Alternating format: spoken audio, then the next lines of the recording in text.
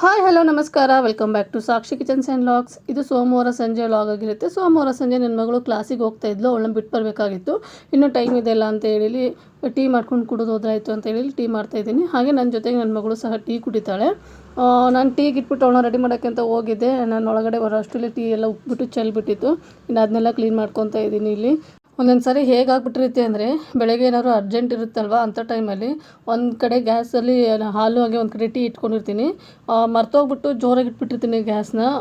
ಮುಂದೆ ನಿಂತ್ಕೊಂಡ್ರೂ ಹಾಲು ಉಕ್ಕಿ ಚೆಲ್ಬಿಟ್ಟಿರುತ್ತೆ. ತುಂಬಾ ಬೇಜಾರಾಗ್ಬಿಟ್ಟಿರುತ್ತೆ. ಒಂದೊಂದು ಅಯ್ಯೋ ಮತ್ತೆ ಗ್ಯಾಸ್ನ ಮತ್ತೆ ಕ್ಲೀನ್ ಮಾಡ್ಕೋಬೇಕಲ್ಲಪ್ಪ ಅಂತ ಹೇಳ್ಬಿಟ್ಟು. ಯಾಕಂದರೆ ಹಾಲು ಉಕ್ಕಿದ ಮೇಲೆ ನಾನು ಕ್ಲೀನ್ ಮಾಡಲಿಲ್ಲ ಅಂದರೆ ಅದರಲ್ಲೇ ನಾವು ಅಡುಗೆ ಮಾಡ್ಕೊಂಡು ಕೂತ್ಕೊಂಡ್ಬಿಟ್ರೆ ಗ್ಯಾಸಲ್ಲಿ ಪ್ಲೇಟಲ್ಲಿ ಏನಿರುತ್ತಲ್ಲ ಅದು ಪೂರ್ತಿಯಾಗಿ ಕಪ್ಪಗಾಗ್ಬಿಡುತ್ತೆ. ಹಾಗೆ ತೊಳೆಯೋದಕ್ಕೂ ಸಹ ನಮಗೆ ಕಷ್ಟ ಆಗಿಬಿಡುತ್ತೆ. ಹಾಗಾಗಿ ಈ ನಡುವೆ ಅಂತೂ ಒಂದು 15 ದಿನದಿಂದ ಆಯಿತು ಟೀ ಅಥವಾ ಸಾಂಬಾರು ಅಥವಾ ಈ ಹಾಲು ಏನಾದರೂ ಒಂದು ಉಕ್ಕಿ ಚೆಲ್ಲಿಸ್ತಾನೇ ಇದ್ದೀನಿ ನಾನಂತರೂ. ಅದು ಏನಕ್ಕೆ ಅಂತಲೇ ಗೊತ್ತಾಗ್ತಾ ಇಲ್ಲ. ಹಾಗೆ ಹಾಲು ಉಕ್ಕಿ ಚೆಲ್ಲಿದ್ರೆ ತುಂಬ ಒಳ್ಳೆಯದು ಅಂತ ಹೇಳ್ತಾರೆ. ಅದೇ ಒಳ್ಳೆಯದು, ಬಟ್ ಏನು ಮಾಡೋದು, ಕ್ಲೀನ್ ಮಾಡೋದು ಮಾತ್ರ ಒಂದು ಸ್ವಲ್ಪ ಕಷ್ಟ ಆಗಿಬಿಡುತ್ತೆ. ಹಾಗಾಗಿ ಇನ್ನು ಟೀ ಎಲ್ಲ ಕುಡಿದ್ಮೇಲೆ ಇನ್ನೂ ಟೈಮ್ ಇತ್ತಲ್ವ ಅಂತ ಹೇಳಿ ನೈಟ್ ಅಡುಗೆಗೆ ಸ್ವಲ್ಪ ಎಲ್ಲ ರೆಡಿ ಮಾಡಿ ಇಟ್ಕೊಂಡ್ಬಿಟ್ರೆ ಅವಳ ಬಿಟ್ಟು ಬಂದಮೇಲೆ ನನಗೆ ಈಸಿ ಆಗುತ್ತೆ ಅಂತ ಹೇಳಿ ರೆಡಿ ಮಾಡ್ಕೊತಾ ಇದ್ದೀನಿ. ಹಾಗೆ ಇವತ್ತು ಅವಳಿಗೆ ಕ್ಲಾಸಲ್ಲಿ ಒಂದು ಸ್ವಲ್ಪ ಮೀಟಿಂಗ್ ಇತ್ತು, ಡ್ಯಾನ್ಸ್ ಕ್ಲಾಸಲ್ಲಿ. ಎಕ್ಸಾಮ್ ಬಗ್ಗೆ ಏನೋ ಮಾತಾಡಬೇಕಾಗಿತ್ತು. ಹಾಗಾಗಿ ಇನ್ನು ಹೋದ್ಮೇಲೆ ಎಷ್ಟೊತ್ತಾಗುತ್ತೆ ಏನೋ ಗೊತ್ತಿಲ್ಲ. ಅದಕ್ಕೆ ಮೊದಲೇ ಇಲ್ಲಿ ಅಡುಗೆಗೆಲ್ಲ ಏನೇನು ಬೇಕು ಅದೆಲ್ಲ ಪ್ರಿಪೇರ್ ಮಾಡಿ ಇಟ್ಕೊಂಡ್ಬಿಟ್ರೆ ಬಂದ ತಕ್ಷಣ ರುಬ್ಬಿಟ್ಟು ಅಡುಗೆ ಮಾಡ್ಕೊಬೋದು ಅಂತ ಹೇಳಿ ರೆಡಿ ಮಾಡ್ಕೊತಾ ಇದ್ದೀನಿ. ಟೊಮೆಟೊ ರಸಮ್ಗೂ ಸಹ ಇಲ್ಲಿ ಮೊದಲೇ ರೆಡಿ ಮಾಡಿ ಇಟ್ಕೊತಾ ಇದ್ದೀನಿ. ಇವಾಗ ನಾನಿಲ್ಲಿ ಚಿಕನ್ ಸುಕ್ಕನ ಯಾವ ಥರ ಮಾಡಿದ್ದೀನಿ ಅಂತ ತೋರಿಸ್ತಾ ಇದ್ದೀನಿ ನೋಡಿ. ಮೊದಲಿಗೆ ಇಲ್ಲಿ ಒಂದು ಪ್ಯಾನ್ ಇಟ್ಕೊಂಡಿದ್ದೀನಿ. ಪ್ಯಾನ್ಗೆ ಒಂದು 8 ಅಥವಾ 10 ಬ್ಯಾಡಗಿ ಮೆಣಸಿನ್ಕಾಯಿ ತೊಗೊಂಡಿದ್ದೀನಿ. ಖಾರಕ್ಕೆ ಒಂದು 3 ಗುಂಟೂರು ಮೆಣಸಿನ್ಕಾಯಿ ತೊಗೊಂಡಿದ್ದೀನಿ. ಒಂದು 2 ಡ್ರಾಪ್ ಆಗೋಷ್ಟು ಎಣ್ಣೆನ ಹಾಕ್ಕೊಂಡು ಹುರಿಬೇಕಾಗುತ್ತೆ. ಯಾಕಂದರೆ ಎಣ್ಣೆ ಹಾಕಲಿಲ್ಲ ಅಂದರೆ ಘಾಟು ಬಂದುಬಿಡುತ್ತೆ. ಹಾಗಾಗಿ ಒಂದು 2-3 ಡ್ರಾಪ್ ಆಗೋಷ್ಟು ಎಣ್ಣೆನ ಹಾಕ್ಕೊಳ್ಳಿ. ಜಾಸ್ತಿ ಹಾಕೊಳ್ಳುವಂತಹ ಅಗತ್ಯತೆ ಏನಿಲ್ಲ. ನೀಟಾಗಿ ಇದನ್ನು ಹುರ್ಕೋಬೇಕಾಗುತ್ತೆ. ಒಂದು ಸ್ವಲ್ಪ ಕ್ರಿಸ್ಪಿ ಆಗಿರಬೇಕದು, ಅಲ್ಲಿವರೆಗೂ ಹುರ್ಕೊಳ್ಳಿ. ಅದಾದ ನಂತರ ಇದಕ್ಕೆ ಸುಕ್ಕ ಮಾಡೋದಕ್ಕೆ ಫಸ್ಟಿಗೆ ಮಸಾಲಾನ ಹುರ್ಕೋಬೇಕಾಗುತ್ತೆ. ಒಂದು 2 ಸ್ಪೂನ್ ಧನಿಯಾ ಪುಡಿ, 1 ಸ್ಟಾರ್ ಫ್ಲವರು, 1 ಇಂಚು ಚಕ್ಕೆ, ಒಂದೇ ಒಂದು ಲವಂಗ, ಒಂದೇ ಒಂದು ಏಲಕ್ಕಿ, ಹಾಗೆ ಒಂದು ಅರ್ಧ ಸ್ಪೂನ್ ಆಗೋಷ್ಟು ಸೋಂಪು, ಒಂದು ಅರ್ಧ ಸ್ಪೂನ್ ಆಗೋಷ್ಟು ಜೀರಿಗೆ, ಒಂದು 10-15 ಕಾಳು ಮೆಣಸನ್ನ ತೊಗೊಂಡಿದ್ದೀನಿ ಇಲ್ಲಿ. ಅದನ್ನೆಲ್ಲ ಹಾಗೆ ಡ್ರೈ ಆಗಿಯೇ ರೋಸ್ಟ್ ಮಾಡ್ಕೋಬೇಕಾಗುತ್ತೆ. ನಾವಿಲ್ಲಿ ಯಾವುದಕ್ಕೂ ಎಣ್ಣೆಯನ್ನು ಜಾಸ್ತಿ ಹಾಕ್ಕೊಳ್ಳೋಂತಹ ಅಗತ್ಯತೆ ಇಲ್ಲ ನೋಡಿ. ಈ ಥರ ಡ್ರೈ ಆದಮೇಲೆ ಇದನ್ನ ತೆಗೆದುಬಿಡ್ತಾ ಇದ್ದೀನಿ. ಮತ್ತು ಅದೇ ಪ್ಯಾನ್ಗೆ ಇಲ್ಲಿ 1 ಕಪ್ ಆಗುವಷ್ಟು ಫ್ರೆಶ್ ಆಗಿರುವಂತಹ ಕಾಯಿ ತುರಿ, ಒಂದೇ ಒಂದು ಗೆಡ್ಡೆ ಬೆಳ್ಳುಳ್ಳಿ, ಹಾಗೆ ಒಂದು ಅರ್ಧ ಈರುಳ್ಳಿನ ಸೇರಿಸ್ಕೊತಾ ಇದ್ದೀನಿ. ನಾನು ಟೋಟಲಾಗಿ ಸುಕ್ಕ ಮಾಡೋದಕ್ಕೆ 1 ಈರುಳ್ಳಿನ ಬಳಸ್ಕೊಂಡಿದ್ದೀನಿ. ಈ ಕಾಯಿ ತುರಿನ ಫ್ರೈ ಮಾಡೋದಕ್ಕೆ ನಾನಿಲ್ಲಿ 2-3 ಡ್ರಾಪ್ ಆಗೋಷ್ಟು ಎಣ್ಣೆನ ಹಾಕ್ಕೊತಾ ಇದ್ದೀನಿ. ಯಾಕಂದರೆ ಕಾಯಿ ತುರಿ ಎಣ್ಣೆಗೆ ಹಾಕಿದ ತಕ್ಷಣವೇ ಒಂದು ಸ್ವಲ್ಪ ಸ್ಮೆಲ್ ಬಂದಂಗೆ ಆಗುತ್ತಲ್ವ. ಹಾಗಾಗಿ 2-3 ಸ್ಪೂನು ಎಣ್ಣೆನ ಹಾಕ್ಕೊಂಡು ನೀಟಾಗಿ ಇದನ್ನ ರೋಸ್ಟ್ ಮಾಡ್ಕೋಬೇಕಾಗುತ್ತೆ. ಅದಾದ ನಂತರ ಇದಕ್ಕೆ ಕಲರಿಗೋಸ್ಕರ ಒಂದು ಸ್ವಲ್ಪ ಅರಿಶಿನ ಪುಡಿನ ಹಾಕ್ಕೊತಾ ಇದ್ದೀನಿ. ಇದನ್ನ ಅರಿಶಿನ ಪುಡಿ ಎಲ್ಲ ಹಾಕ್ಕೊಂಡು ಒಂದು ಸ್ವಲ್ಪ ಹಾಕಿರುವಂತಹ ಈರುಳ್ಳಿ ಕಲರ್ ಚೇಂಜ್ ಆಗಬೇಕು, ಅಲ್ಲಿವರೆಗೂ ಇದನ್ನ ಫ್ರೈ ಮಾಡ್ಕೊಂಡ್ರೆ ಸಾಕಾಗುತ್ತೆ ನೋಡಿ. ಇಷ್ಟ ಆದರೆ ಸಾಕು.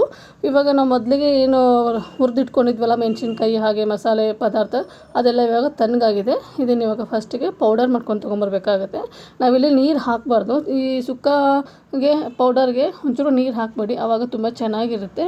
ಇವಾಗ ನಾನೇನು ಹುರಿದಿಟ್ಕೊಂಡಿದ್ದೆ ನೋಡಿ ಮೆಣಸಿನ್ಕಾಯಿನ, ಅದನ್ನು ಈ ಥರ ಕಟ್ ಮಾಡಿ ಸೇರಿಸ್ಕೊತಾ ಇದ್ದೀನಿ. ಕಟ್ ಮಾಡಿ ಸೇರಿಸ್ಕೊಂಡು ನಿಮಗೆ ತರಿ ಆದರೆ ತರಿಯಾಗಿ ರುಬ್ಕೊಂಬನ್ನಿ, ಅಥವಾ ಫೈನ್ ಪೇಸ್ಟ್ ಪೌಡರ್ ಬೇಕು ಅಂದರೆ ಆ ಥರನೂ ಸಹ ಇಲ್ಲಿ ರುಬ್ಕೊಂಬರ್ಬೇಕು. ನಾನು ಈ ಕಡೆ ತರಿಯಾಗೂ ಅಲ್ಲ, ಈ ಕಡೆ ಫೈನಾಗಿ ಪೌಡರ್ನು ಮಾಡ್ಕೊಂಬಂದಿಲ್ಲ, ಒಂದು ಮೀಡಿಯಮಲ್ಲಿ ಮಾಡ್ಕೊಂಡು ತೊಗೊಂಬಂದಿದ್ದೀನಿ. ಈ ಥರ ಆದರೆ ನಾವೇನು ಚಿಕನ್ಗೆಲ್ಲ ಹಾಕ್ತೀವಲ್ವ, ಅವಾಗ ತುಂಬ ಚೆನ್ನಾಗಿ ರುಚಿ ಕೊಡ್ತಾ ಇರುತ್ತೆ. ಇನ್ನು ಆ ಪೌಡರ್ನ ಒಂದು ತಟ್ಟೆಗೆ ಟ್ರಾನ್ಸ್ಫರ್ ಮಾಡಿಕೊಂಡು ನಾವೇನು ಕೊಬ್ಬರಿನೂ ಸಹ ಹುರಿದಿಟ್ಕೊಂಡಿದ್ದು ನೋಡಿ, ಕಾಯಿ ತುರಿನ, ಅದನ್ನು ಸಹ ಇಲ್ಲಿ ತರಿಯಾಗಿ ರುಬ್ಕೊಂಡು ಬಂದಿದ್ದೀನಿ. ನಾನಿಲ್ಲಿ ಆಲ್ರೆಡಿ ತುರಿದಿರೋದ್ರಿಂದ ಇನ್ನು ಜಾಸ್ತಿ ತರಿಯಾಗೇನು ಮಾಡ್ಕೊತಾ ಇಲ್ಲ. ಇದಕ್ಕೂ ಅಷ್ಟೇ ನೀರೆಲ್ಲೂ ಸೇರ್ಸೋಕ್ಕೆ ಹೋಗ್ಬೇಡಿ. ಹಾಗೆ ಕಾಯಿ ತುರಿ, ಈರುಳ್ಳಿ, ಬೆಳ್ಳುಳ್ಳಿ ಹಾಗೇನೇ ನೀವು ತರಿಯಾಗಿ ರುಬ್ಕೊಂಡು ತೊಗೊಂಬರ್ಬೇಕಾಗುತ್ತೆ. ನಾನು ಇಲ್ಲಿ ತೋರಿಸ್ತಾ ಇದ್ದೀನಿ ನೋಡಿ. ಈ ಥರ ಆದರೆ ಸಾಕು. ಇನ್ನು ಇದನ್ನು ಸಹ ನಾನು ಪಕ್ಕಕ್ಕೆ ಇಟ್ಕೊಂಡು ಇವಾಗ ಸುಕ್ಕ ಮಾಡೋದಕ್ಕೆ ಒಗ್ಗರಣೆ ಹಾಕ್ಕೊತಾ ಇದ್ದೀನಿ. ಇಲ್ಲಿ ಮೊದಲಿಗೆ ಒಂದು ದೊಡ್ಡದಾಗಿರುವಂತಹ ಬಾಣಲಿ ತೊಗೊಂಡಿದ್ದೀನಿ. ಆದಷ್ಟು ಈ ಸುಕ್ಕ ಅದೆಲ್ಲ ಮಾಡಬೇಕಾದ್ರೆ ಒಂದು ಸ್ವಲ್ಪ ದೊಡ್ಡದಾಗಿರುವಂತಹ ಬಾಣಲಿ ತೊಗೊಳ್ಳಿ, ತುಂಬ ಚೆನ್ನಾಗಿರುತ್ತೆ. ಇದಕ್ಕೆ ಇವಾಗ ಒಂದು 2-3 ಸ್ಪೂನ್ ಆಗುವಷ್ಟು ಎಣ್ಣೆನ ಹಾಕ್ಕೊತಾ ಇದ್ದೀನಿ ದೊಡ್ಡ ಸ್ಪೂನಲ್ಲಿ. ಹಾಗೆ ಒಂದೇ ಒಂದು ಸ್ಪೂನ್ ಆಗುವಷ್ಟು ತುಪ್ಪನ ಸೇರಿಸ್ಕೊತಾ ಇದ್ದೀನಿ. ಎಣ್ಣೆ ಹಾಗೆ ತುಪ್ಪ ಕಾದಾದ ನಂತರ ಇದಕ್ಕೆ ಒಂದು ಅರ್ಧ ಈರುಳ್ಳಿನ ಸೇರಿಸ್ಕೊತಾ ಇದ್ದೀನಿ. ನಾನು ರುಬ್ಬೋದಕ್ಕೂ ಅರ್ಧ ಹಾಕ್ಕೊಂಡಿದ್ದೀನಿ, ಹಾಗೆ ಒಗ್ಗರಣೆಗೆ ಅರ್ಧ ಹಾಕ್ಕೊತಾ ಇದ್ದೀನಿ. ಹಾಗೆ ಇಲ್ಲಿ 1.5 ಸ್ಪೂನ್ ಆಗುವಷ್ಟು ಜಿಂಜರ್ ಗಾರ್ಲಿಕ್ ಪೇಸ್ಟ್ ಹಾಕ್ಕೊತಾ ಇದ್ದೀನಿ. ಒಂದು ಗರಿ ಕರಿಬೇವಿನ ಸೊಪ್ಪನ್ನ ಹಾಕ್ಕೊತಾ ಇದ್ದೀನಿ. ಶುಂಠಿ ಬೆಳ್ಳುಳ್ಳಿ ಪೇಸ್ಟನ್ನು ಸ್ವಲ್ಪ ಹಸಿ ವಾಸನೆ ಹೋಗೋವರೆಗೂ ಫ್ರೈ ಮಾಡಿಕೊಂಡು ಇನ್ನು ಇದಕ್ಕೆ ಚಿಕನ್ನ ಸೇರಿಸ್ಕೋಬೇಕಾಗುತ್ತೆ. ನಾನಿಲ್ಲಿ ಒಂದು 3/4 kg ಚಿಕನ್ನ ತೊಗೊಂಡಿದ್ದೀನಿ. 3/4 kg ಚಿಕನ್ನ ಸೇರಿಸ್ಕೊಂಡು ನೀಟಾಗಿ ಇದನ್ನು ಫ್ರೈ ಮಾಡ್ಕೋಬೇಕಾಗುತ್ತೆ. ಆದಷ್ಟು ಎಣ್ಣೆಯಲ್ಲೇ ಫ್ರೈ ಮಾಡ್ಕೊಳ್ಳಿ, ಆವಾಗ ಚಿಕನ್ನಲ್ಲಿರುವಂತಹ ವಾಸನೆ ಅದೆಲ್ಲ ನೀಟಾಗಿ ಹೋಗುತ್ತೆ. ಇದ್ರ ಜೊತೆಗೆ ಒಂದು ಸ್ವಲ್ಪ ಅರಿಶಿನ ಪುಡಿನೂ ಸಹ ಇಲ್ಲಿ ಹಾಕ್ಕೊಂಡು ನಾನಿಲ್ಲಿ ನೀಟಾಗಿ ಫ್ರೈ ಮಾಡ್ಕೊತಾ ಇದ್ದೀನಿ ಚಿಕನ್ನ. ಅರಿಶಿನ ಪುಡಿ, ರುಚಿಗೆ ತಕ್ಕಷ್ಟು ಉಪ್ಪು, ಹಾಗೆ ಒಂದು ಅರ್ಧ ಸ್ಪೂನ್ ಆಗುವಷ್ಟು ಇಲ್ಲಿ ಖಾರ ಇರುವಂತಹ ಖಾರದ ಪುಡಿನ ಸೇರಿಸ್ಕೊತಾ ಇದ್ದೀನಿ. ಯಾಕಂದರೆ ನಾನಿಲ್ಲಿ ಬ್ಯಾಡಗಿ ಮೆಣಸಿನ್ಕಾಯಿನ ಜಾಸ್ತಿ ಬಳಸಿರೋದ್ರಿಂದ ಇಲ್ಲಿ ಫ್ರೈ ಮಾಡುವಂತಹ ಟೈಮಲ್ಲಿ ಒಂದು ಸ್ವಲ್ಪ ಖಾರ ಇರುವಂತಹ ಖಾರದ ಪುಡಿನ ಸೇರಿಸ್ಕೊತಾ ಇದ್ದೀನಿ. ನೀವೇನಾದರೂ ಗುಂಟೂರು ಮೆಣಸಿನ್ಕಾಯಿ ಹಾಗೆ ಬ್ಯಾಡಗಿ ಮೆಣಸಿನ್ಕಾಯಿ ಸಮ ಪ್ರಮಾಣದಲ್ಲಿ ತೊಗೊಂಡಿದ್ರೆ ಈ ಹಂತದಲ್ಲಿ ಏನು ಖಾರದ ಪುಡಿನ ಸೇರಿಸ್ಕೊಳ್ಳುವಂತಹ ಅಗತ್ಯತೆ ಇರಲ್ಲ. ಇವಾಗ ಖಾರದ ಪುಡಿನ ಸಹ ಸೇರಿಸ್ಕೊಂಡು ಇದನ್ನು ನೀಟಾಗಿ ಫ್ರೈ ಮಾಡ್ಕೊತಾ ಇದ್ದೀನಿ. ಲಿಡ್ನ ಕ್ಲೋಸ್ ಮಾಡಿ ಒಂದು 5 ನಿಮಿಷ ಇದನ್ನ ಫ್ರೈ ಮಾಡ್ಕೋಬೇಕಾಗತ್ತೆ. ಆವಾಗ ನಾವು ಹಾಕಿರುವಂತಹ ಉಪ್ಪು, ಖಾರ, ಅರಿಶಿನ ಪುಡಿನ ನೀಟಾಗಿ ಹಿಡ್ಕೊಂಡಿರುತ್ತೆ ಚಿಕನ್ನು. ಹಾಗಾಗಿ ಒಂದು 5 ನಿಮಿಷ ಫ್ರೈ ಮಾಡ್ಕೊಳ್ಳೋಕ್ಕೆ ಬಿಟ್ಬಿಡೋಣ ಇದನ್ನು. ಒಂದು 5 ನಿಮಿಷ ಆದಮೇಲೆ ನಾನಿಲ್ಲಿ ಲಿಡ್ನ ಓಪನ್ ಮಾಡಿ ತೋರಿಸ್ತಾ ಇದ್ದೀನಿ. ನೋಡಿ ನಿಮಗೆ ಎಷ್ಟು ಚೆನ್ನಾಗಿ ಚಿಕನ್ ಬೆಂದಿತ್ತು ಅಂದರೆ ಒಂದು 3/4% ಚಿಕನ್ ಇಲ್ಲಿ ಆಲ್ರೆಡಿ ನಾನು ಬೇಯಿಸ್ಕೊಂಡ್ಬಿಟ್ಟಿದ್ದೀನಿ. ನೋಡಿ ಸೈಡಿಗೆಲ್ಲ ಒಂದು ಸ್ವಲ್ಪ ಕಪ್ಪು ಆಗಿದೆಯಲ್ಲ, ಈ ಥರ ಆಗಬೇಕು. ಆವಾಗ ನಮಗೆ ನೀಟಾಗಿ ಚಿಕನ್ಗೆ ಉಪ್ಪು, ಖಾರ ಅದೆಲ್ಲ ಹಿಡ್ಕೊಂಡ್ಬಿಟ್ಟಿರುತ್ತೆ. ಇವಾಗ ನಾವೇನು ಸುಕ್ಕ ಪುಡಿ ಮಾಡಿ ಇಟ್ಕೊಂಡಿದ್ವಲ್ಲ ಅದನ್ನು ಇಲ್ಲಿ ಒಂದು 3/4% ಸೇರಿಸ್ಕೊತಾ ಇದ್ದೀನಿ. ಮತ್ತು ಇನ್ನು 1/4% ಮತ್ತೆ ಸೇರಿಸ್ಕೋಬೇಕಾಗತ್ತೆ. ಹಾಗಾಗಿ ಒಂದು 3/4% ಸೇರಿಸ್ಕೊಂಡಿದ್ದನ್ನ ನೀಟಾಗಿ ಫ್ರೈ ಮಾಡ್ಕೊಳ್ಳೋಣ. ಫ್ರೈ ಮಾಡಿಕೊಂಡು ಮತ್ತೆ ಲಿಡ್ನ ಕ್ಲೋಸ್ ಮಾಡಿ ಮತ್ತು ಒಂದು 5ರಿಂದ 10 ನಿಮಿಷ ಬೇಯಿಸ್ಕೋಬೇಕಾಗತ್ತೆ. ನಾವಿಲ್ಲಿ ಚಿಕನ್ನ ಎಷ್ಟು ಬೇಯಿಸ್ತೀವೋ ಅಷ್ಟು ಸುಕ್ಕ ತುಂಬ ಚೆನ್ನಾಗಿ ಬರುತ್ತೆ. ಹಾಗೆ ಮಾಡೋದು ಸಹ ತುಂಬಾ ಸುಲಭ. ಈ ಪೌಡರ್ನ ನೀವು ರೆಡಿ ಮಾಡಿ ಇಟ್ಕೊಂಡ್ಬಿಟ್ರೆ ಮಾಡೋದು ಮಾತ್ರ ತುಂಬಾ ಸುಲಭ. ಆರಾಮಾಗಿ ಒಂದು ತಿಂಗಳಿಗೆ ಎಷ್ಟು ಬೇಕೋ ನೋಡಿಬಿಟ್ಟು ನೀವು ಮಾಡಿ ಇಟ್ಕೊಂಡ್ಬಿಟ್ರೆ ಆರಾಮಾಗಿ ನೀವು ಮಾಡ್ಕೋಬೋದು. ಇದರಲ್ಲೇ ಮೊಟ್ಟೆ ಸುಕ್ಕನೂ ಸಹ ಮಾಡ್ಕೋಬೋದು, ಮಟನ್ ಸುಕ್ಕನೂ ಸಹ ಮಾಡ್ಕೋಬೋದು, ಚಿಕನ್ ಸುಕ್ಕನೂ ಸಹ ಮಾಡ್ಕೋಬೋದು. ನೋಡಿ ನಾನಿವಾಗ ಒಂದು 5 ನಿಮಿಷ ಆದಮೇಲೆ ಲಿಡ್ನ ಕ್ಲೋಸ್ ಮಾಡಿ ಬೇಯಿಸಿದ್ನಲ್ವ, ನೀಟಾಗಿ ಬೆಂದ್ಕೊಂಡಿದೆ. ಸೈಡಲ್ಲಿ ಈ ಥರ ಎಣ್ಣೆ ಬಿಟ್ಕೊಂಡು ಬರ್ತಾ ಇರಬೇಕು. ಈ ಥರ ಎಣ್ಣೆ ಬಿಟ್ಕೊಂಡು ಬಂದಮೇಲೆ ನಾವೇನು ಕಾಯಿ ತುರಿ ಅದೆಲ್ಲರೂ ಬಿಟ್ಕೊಂಡಿದ್ವಲ್ಲ ಪೌಡರ್ ಥರ, ಅದನ್ನು ಸಹ ಇವಾಗ ಸೇರಿಸ್ಕೊತಾ ಇದ್ದೀನಿ. ಇದಕ್ಕೆ ಈ ಕಾಯಿ ತುರಿ ಪೌಡರೇ ಮೇನ್ ಬೇಕಾಗಿರುವಂತಹ ಪದಾರ್ಥ. ಅಂದರೆ ಇದನ್ನು ಮಾತ್ರ ಸ್ಕಿಪ್ ಮಾಡೋದಕ್ಕೇ ಹೋಗಬೇಡಿ. ಈ ಕಾಯಿ ತುರಿ ಹಾಕಲಿಲ್ಲ ಅಂದರೆ ಚಿಕನ್ ಸುಕ್ಕ ಅನ್ನೋದು ರುಚಿನೇ ಇರೋದಿಲ್ಲ. ಇವಾಗ ನಾವೇನು ಕಾಯಿ ತುರಿ ಅದೆಲ್ಲ ಹಾಕ್ಕೊಂಡ್ವಲ್ಲ ಅದ್ರ ಜೊತೆಗೇ ಇನ್ನೂ ಸ್ವಲ್ಪ ಪೌಡರ್ನ ಎತ್ತಿಕ್ಕಿದ್ವಿ ನೋಡಿ ಸುಕ್ಕ ಪುಡಿನ, ಅದನ್ನು ಸಹ ಇವಾಗ ಸೇರಿಸ್ಕೊಂಡು ನೀಟಾಗಿ ಫ್ರೈ ಮಾಡ್ಕೊತಾ ಇದ್ದೀನಿ. ಈ ಥರ ಫ್ರೆಶ್ಶಾಗಿ ಪೌಡರ್ ಮಾಡಿ ನಾವು ಅವಾಗಲೇ ಮಾಡ್ತೀವಿ ಅಂದರೆ ಚಿಕನ್ ಸುಕ್ಕ ಅನ್ನೋದು ಸೂಪರಾಗಿ ಬಂದಿರುತ್ತೆ ಟೇಸ್ಟ್ ಮಾತ್ರ. ಹಾಗಾಗಿ ನಾನು ಅವಾಗ ಏನಾದರೂ ಈ ಥರ ಮಾಡಬೇಕು ಅಂದರೆ ಅವಾಗಲೇ ಪೌಡರ್ನ ರೆಡಿ ಮಾಡ್ಕೊತೀನಿ. ಇವಾಗ ಇದನ್ನು ನೀಟಾಗಿ ಫ್ರೈ ಆದಮೇಲೆ ಒಂದು ಚಿಕ್ಕ ಗ್ಲಾಸಲ್ಲಿ ಅರ್ಧ ಗ್ಲಾಸ್ ಆಗೋಷ್ಟು ನೀರನ್ನ ಸೇರಿಸ್ಕೊಳ್ಳಿ. ನಿಮಗೆ ಗ್ಲಾಸ್ ಲೆಕ್ಕದಲ್ಲಿ ಗೊತ್ತಾಗಲಿಲ್ಲ ಅಂದರೆ 4 ಟೀ ಸ್ಪೂನ್ ಆಗೋಷ್ಟು ನೀರನ್ನ ಸೇರಿಸ್ಕೊಳ್ಳಿ, ಸಾಕಾಗುತ್ತೆ. ಯಾಕಂದರೆ ಚಿಕನ್ ಆಲ್ರೆಡಿ ನಾವು ಬೇಯಿಸ್ಕೊಂಡ್ಬಿಟ್ಟಿದ್ದೀವಿ ಎಣ್ಣೆಯಲ್ಲೇ. ಇನ್ನು ಜಾಸ್ತಿ ನೀರು ಹಾಕೊಂಡ್ಬಿಟ್ರೆ ಗ್ರೇವಿ ಜಾಸ್ತಿ ಆಗಿಬಿಟ್ಟಿರುತ್ತೆ. ಇದು ಒಂಥರ ಸೆಮಿ ಗ್ರೇವಿ ಥರ ಅಷ್ಟೇ. ಹಾಗಾಗಿ ಜಾಸ್ತಿ ನೀರನ್ನ ಸೇರಿಸ್ಕೊಳ್ಳೋಕೆ ಹೋಗಬೇಡಿ.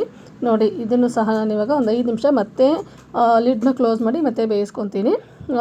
ಇದೆಲ್ಲ ಆದಮೇಲೆ ರೆಡಿ ಆಯಿತು ನೋಡಿ, ಸಖತ್ ಟೇಸ್ಟಿಯಾಗಿರುವಂತಹ ಸುಕ್ಕ. ನಿಮಗೆ ಇಲ್ಲಿ ಲಿಡ್ನ ಓಪನ್ ಮಾಡಿ ತೋರಿಸ್ತಾ ಇದ್ದೀನಿ ನೋಡಿ ಯಾವ ಥರ ಕಾಣ್ತಾ ಇದೆ ಅಂತ. ನಾವು ಹಾಕಿರುವಂತಹ ಎಣ್ಣೆ ಹಾಗೆ ತುಪ್ಪ ನೀಟಾಗಿ ಮೇಲ್ಗಡೆ ತೇಲ್ ಬರ್ತಾ ಇದೆ.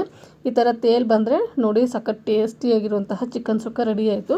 ನಾನು ಇವತ್ತು ಇದ್ರ ಜೊತೆಗೆ ಜೋಳದ ರೊಟ್ಟಿ ಮಾಡೋಣ ಅಂತ ಅಂದ್ಕೊಂಡೆ. ಹಾಗೆ ಬೇಡ ಅಂತ ಹೇಳ್ಬಿಟ್ಟು ಇವತ್ತು ಪರೋಟ ತರಿಸ್ದೆ. ಪರೋಟ ಜೊತೆಗೆ ತಿಂತಾಯಿದ್ವಿ. ಪರೋಟ ಜೊತೆಗೆ ಅಲ್ಲದೆ ಚಪಾತಿ ಜೊತೆಗೂ ಸಹ ತುಂಬ ಚೆನ್ನಾಗಿರುತ್ತೆ. ಹಾಗೆ ಅನ್ನ ರಸಮ್ ಜೊತೆ ಚೆನ್ನಾಗಿರುತ್ತೆ, ಅನ್ನ ಬೇಳೆ ಸಾಂಬಾರು ಜೊತೆ ಚೆನ್ನಾಗಿರುತ್ತೆ. ಜೋಳದ ರೊಟ್ಟಿಗೆ ಮಾತ್ರ ಸೂಪರಾಗಿರುತ್ತೆ ಇದು ಮಾತ್ರ.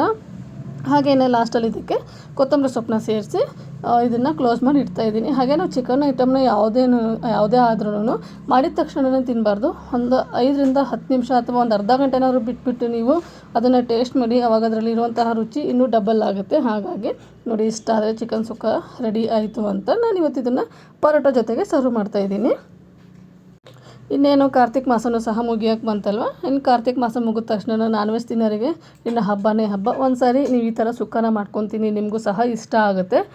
ಹಾಗಿದ್ರೆ ನೋಡಿ ಸಖತ್ ಟೇಸ್ಟಿಯಾಗಿರುವಂತಹ ಚಿಕನ್ ಸುಕ್ಕ ಪರೋಟ ಜೊತೆಗೆ ರೆಡಿಯಾಗಿದೆ. ಇದ್ರ ಜೊತೆಗೆ ಈರುಳ್ಳಿ ಸ್ಲೈಸು ಹಾಗೆ ಲೆಮನ್ನು ಸೌತೆಕಾಯಿ ಇದ್ದರೆ ಸೂಪರಾಗಿರುತ್ತೆ ಇವತ್ತಿನ ಊಟ ಮಾತ್ರ. ಇನ್ನು ಇದೆಲ್ಲ ಆದಮೇಲೆ ನಾನು ರಸಮ್ನು ಸಹ ರೆಡಿ ಮಾಡ್ಕೊಂಬಿಟ್ಟೆ. ಒಂದೇ ಸರಿಗೆ ಇದು ಸುಕ್ಕಾಗಿ ಏನೇನು ಬೇಕಲ್ಲ ಅವಾಗೆಲ್ಲ ರುಬ್ಕೊತಾ ಇದ್ನಲ್ಲ, ಒಂದೇ ಸರಿ ಮಿಕ್ಸಿ ಕೆಲಸ ಆಗಿಬಿಟ್ರೆ ಸರಿ ಹೋಗುತ್ತೆ ಅಂತೇಳಿ ಅದನ್ನು ಸಹ ಮಾಡಿಕೊಂಡೆ. ಈ ಟೊಮೆಟೊ ರಸಮ್ನ ನಾನು ಇನ್ನೊಂದು ಸರಿ ಯಾವಾಗಾದರೂ ಶೇರ್ ಮಾಡ್ತೀನಿ, ಸೂಪರಾಗಿರುತ್ತೆ ಈ ಟೊಮೆಟೊ ರಸಮು ಸಹ. ನಾನಿನ್ನೂ ಈ ರೆಸಿಪಿನ ಶೇರ್ ಮಾಡಿಲ್ಲ. ಹಾಗಾಗಿ ಇನ್ನು ಎಲ್ಲ ಕೆಲಸ ಆದಮೇಲೆ ಚಿಕನ್ ರೆಸಿಪಿ ಮಾಡಿದ್ಮೇಲೆ ಈ ಥರ ಪಾತ್ರೆಗಳಂತೂ ಸಾಮಾನ್ಯವಾಗಿ ಆಗೇ ಆಗುತ್ತೆ. ಹಾಗಾಗಿ ಇನ್ನು ಮೊದಲಿಗೆ ಆಗಿರುವಂತಹ ಪಾತ್ರೆಗಳನ್ನ ತೊಳ್ಕೊಂಡ್ಬಿಟ್ರೆ ಇನ್ನು ಆಮೇಲೆ ಊಟ ಮಾಡಿದ ಪಾತ್ರೆನ ನಿಧಾನಕ್ಕೆ ತೊಳ್ಕೊಳ್ಳೋಕೆ ಸರಿ ಹೋಗುತ್ತೆ ಅಂತ ಹೇಳಿ ಮೊದಲಿಗೆ ನಾನೇನು ಮೊಸರನ್ನೆಲ್ಲ ಮಾಡಿಟ್ಟಿದ್ನಲ್ಲ ಆ ಪಾತ್ರೆನೆಲ್ಲ ನೀಟಾಗಿ ತೊಳೆದಿಟ್ಕೊತಾ ಇದ್ದೀನಿ. ಇನ್ನು ಅದಾದಮೇಲೆ ನಮ್ಮ ಅಣ್ಣನೂ ಸಹ ಬಂದ, ಇನ್ನೆಲ್ಲರೂ ಕೂತ್ಕೊಂಡು ಊಟನೂ ಸಹ ಮುಗಿಸ್ಕೊಂಡ್ವಿ. ಇನ್ನು ಊಟ ಆದಮೇಲೆ ಇನ್ನು ಅಡುಗೆ ಮನೆ ಕ್ಲೀನಿಂಗ್ ಅಂತೂ ಇದ್ದೇ ಇರುತ್ತೆ. ಇನ್ನು ಅದೆಲ್ಲ ಕ್ಲೀನ್ ಮಾಡ್ಕೋಬೇಕಾಗಿತ್ತು. ಅಡುಗೆ ಮನೆಯೆಲ್ಲ ಕ್ಲೀನ್ ಮಾಡಿಕೊಂಡು ಈ ಗ್ಯಾಸಿಂದು ಒಲೆ ಅದೆಲ್ಲ ಏನಿದೆ ಅಲ್ವಾ ಅದನ್ನೆಲ್ಲ ವಾಶ್ ಮಾಡ್ಕೊಂಡು ಇಲ್ಲಿ ಇಟ್ಕೊತಾ ಇದ್ದೀನಿ. ಈ ಥರ ಕ್ಲೀನ್ ಮಾಡೋದ್ರಿಂದ ನನಗೆ ಬೆಳಗ್ಗೆ ಕೆಲಸ ಕಡಿಮೆ ಆಗುತ್ತೆ. ಹಾಗಾಗಿ ಅವಾಗಲೇ ಎಲ್ಲ ನಾನು ಕ್ಲೀನ್ ಮಾಡ್ಕೊತಾ ಇರ್ತೀನಿ. ನಿಮ್ಗೆ ಯಾವಾಗಲೂ ನಾನು ವ್ಲಾಗಲ್ಲಿ ಹೇಳ್ತಾನೆ ಇರ್ತೀನಿ, ನೈಟ್ ಊಟ ಆದಮೇಲೆ ಈ ಥರ ಅಡುಗೆ ಮನೆಯ ಕ್ಲೀನಿಂಗ್ ಕೆಲಸ ಮುಗಿಸ್ಕೊಂಡ್ಬಿಟ್ರೆ ಬೆಳಗ್ಗೆ ನಾವು ಒಂದು ಸ್ವಲ್ಪ ಲೇಟಾಗಿ ಎದ್ರೂ ಪರವಾಗಿಲ್ಲ, ಆರಾಮಾಗಿ ನಮ್ಮ ಕೆಲಸ ಮಾಡ್ಕೋಬೋದು. ಏನಾದರೂ ನಾವು ಈ ಕೆಲಸನ ಇಟ್ಬಿಟ್ಟು ಮಲ್ಕೊಂಬಿಟ್ರೆ ಇದಕ್ಕೋಸ್ಕರ ಅಂತ ನಾವು ಬೆಳಗ್ಗೆ ಒಂದು ಅರ್ಧ ಗಂಟೆ ಬೇಗನೆ ಎದ್ದೇಳಬೇಕಾಗತ್ತೆ. ಹಾಗಾಗಿ ನಾನು ನೈಟೇ ಮುಗಿಸ್ಕೊಂಡ್ಬಿಡ್ತೀನಿ. ಇನ್ನು ಎಲ್ಲ ಕೆಲಸ ಮುಗಿದ್ಮೇಲೆ ನಾನು ವ್ಲಾಗ್ನ ಸಹ ಇಲ್ಲಿ ಮುಗಿಸ್ತಾ ಇದ್ದೀನಿ. ಹಾಗೆ ನಾನು ಮಾಡಿರುವಂತಹ ವ್ಲಾಗು, ನಾನು ಮಾಡಿರುವಂತಹ ರೆಸಿಪಿ ಏನಾದರೂ ನಿಮಗೆ ಇಷ್ಟ ಆದರೆ ಪ್ಲೀಸ್ ಲೈಕ್ ಮಾಡಿ, ಶೇರ್ ಮಾಡಿ, ಕಮೆಂಟ್ ಮಾಡಿ.